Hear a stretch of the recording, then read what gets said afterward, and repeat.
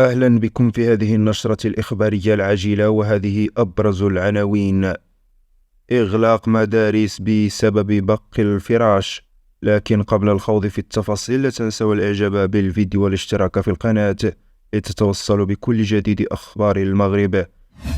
وفي التفاصيل، أعلن وزير التعليم الفرنسي غابرييل أتال أمس الجمعة أن السلطات اضطرت إلى إغلاق 7 مدارس بسبب انتشار بق الفراش.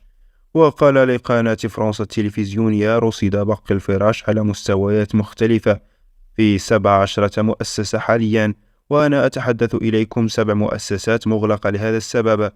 عقدت الحكومة الفرنسية سلسلة اجتماعات هذا الأسبوع للبحث في تزايد حالات الإبلاغ عن انتشار بق الفراش، في وقت تستعد فرنسا لاستضافة أولمبياد باريس 2024. وكانت وزارة التربية والتعليم قد أفادت في بيان أرسلته إلى وكالة فرانس بريس في وقت سابق الجمعة بإغلاق 5 مدارس تضم 1500 طالب.